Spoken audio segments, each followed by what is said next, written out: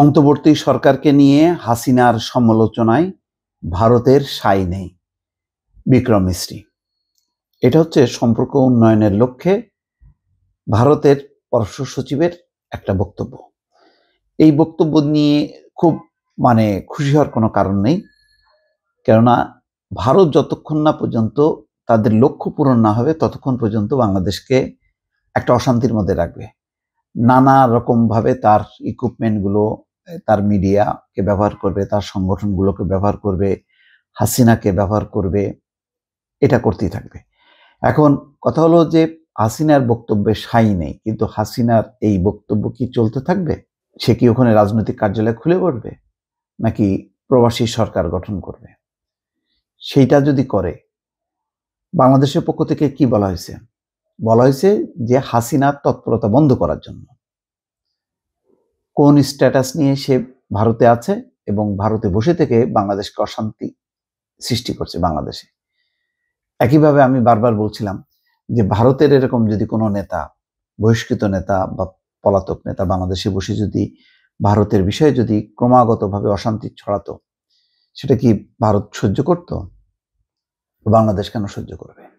এখানে অন্তর্বর্তী সরকারকে নিয়ে হাসিনার সমালোচনায় ভারতের সায় নেই, বিষয়টা তো তা না।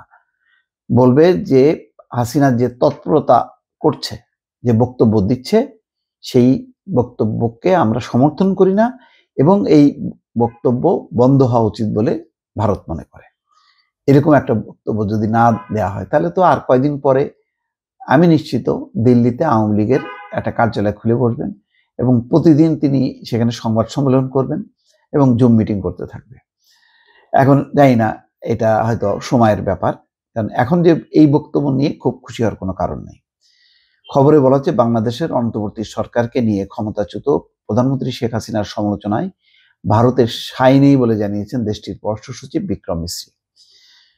গতকাল বুধবার ভারতের পররাষ্ট্র বিষয়ক সংসদীয় স্থায়ী কমিটিকে বিক্রম মিস্ত্রি এই কথা বলেন।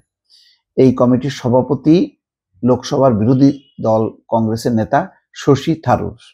ভালো। বিক্রম মিস্ত্রি গত সোমবার ঢাকা সফর করেন। সফরে তিনি বাংলাদেশের পররাষ্ট্র সচিব মোহাম্মদ জসিম-উদ্দিনের সঙ্গে কথা বলেন বাংলাদেশের পররাষ্ট্র উপদেষ্টা তৌহিদ হোসেনের সঙ্গে সবশেষ কথা বলেন বাংলাদেশের অন্তর্বর্তী সরকারের প্রধান উপদেষ্টা ডক্টর মোহাম্মদ ইউনূসের সঙ্গে।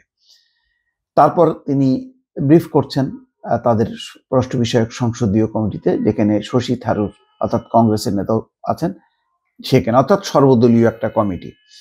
ব্রিফিংয়ে বিক্রম মিস্ত্রি বলছেন বাংলাদেশের অন্তর্বর্তী সরকারকে নিয়ে ক্ষমতাচ্যুত প্রধানমন্ত্রী শেখ হাসিনার সমালোচনায় ভারতের সায় নেই এবং এটা নিয়ে ভারত বাংলাদেশ সম্পর্কে একটা অস্বস্তি আছে। এটা সত্য কথা বলেছেন, চরম অস্বস্তি আছে। এটা কিন্তু বারবার ডক্টর ইউনূস, পররাষ্ট্র উপদেষ্টা সবাই বলছেন।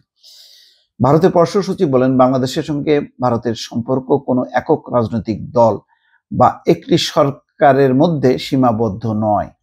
বাংলাদেশের জনগণের সঙ্গে সম্পর্ককে গুরুত্ব দেয় ভারত। এটাও খুব ভালো কথা, যে কোনো একক রাজনৈতিক দল বা একটা সরকারের সীমাবদ্ধ নেই বাংলাদেশের জনগণের সঙ্গে। এটাই বাংলাদেশের জনগণের মধ্যে হলে যারাই নির্বাচিত হয়ে আসবে ক্ষমতা, তাদের সঙ্গে সম্পর্ক থাকবে। আবার যারা ফ্যাসিজম চালাবে, যারা স্বৈরাচারী কর্মকাণ্ড করবে, তাদের সঙ্গে থাকবে না। কারণ ভারতকে ভারত একটা গণতান্ত্রিক দেশ, এই হিসেবে যদি প্রতিষ্ঠিত হয়, তাহলে এই দক্ষিণ এশিয়াতে তার একটা প্রভাব পড়বে।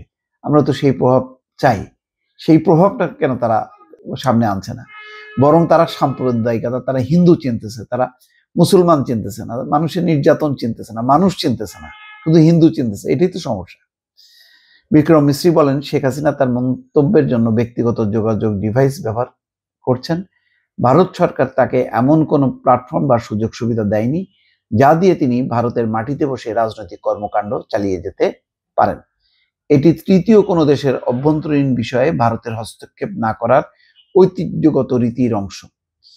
বিক্রম মিস্ত্রির এই বক্তব্য তাৎপর্যপূর্ণ, কারণ শেখ হাসিনা বাংলাদেশের প্রধান উপদেষ্টা ডক্টর ইউনূসের নেতৃত্বাধীন অন্তর্বর্তী সরকারের সমালোচনা করে ভিডিও বার্তা দিয়ে আসছেন। দর্শক ভালো থাকবেন, আল্লাহ হাফেজ।